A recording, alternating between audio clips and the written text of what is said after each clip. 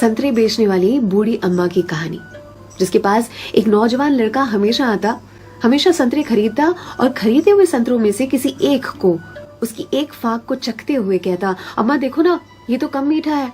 और अम्मा हमेशा दूसरी फाक को चखते हुए कहती, नहीं बेटा, ये तो बराबर मीठा है। फिर भी यह लड़का बड़ी बेरुखी के साथ उसे खुले हुए संतरे को वहीं ठेले पर छोड़कर चलता बनता। अब इस नौजवान के साथ उसकी पत्नी भी हमेशा हुआ करती।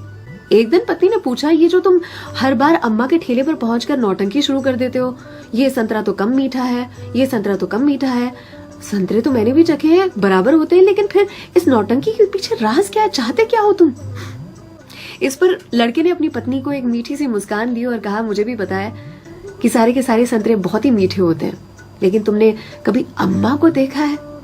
अम्मा इतनी गरीब है कि जो बेचती हैं उन्होंने कभी चखा भी नहीं होगा, इसीलिए तो एक खुला हुआ संतरा उनके ठेले पर छोड़कर आ जाता हूँ, मेरी ओर से उनके लिए। अम्मा के बाजू में जो सब्जी वाली थी, उसने एक दिन कहा उनसे, आपको पता है ये जो सरफिरा आपके ठेले पर आता है संतरे खरीदने के लिए, इतनी चिकचिक करता है आपसे कि आप नाप तोल में उसे ज्यादा संतरे दे देती हो। इस पर अम्मा ने कहा कि वो कभी मुझसे संतरे की मिठास पर चिकचिक करता ही नहीं है, वो ये चिकचिक करता है मुझे संतरा खिलाने के लिए, एक छोड़कर जाता है। क्या मुझे पता नहीं है? उसकी चिकचिक में भी उसकी प्यार की मिठास नजर आती है।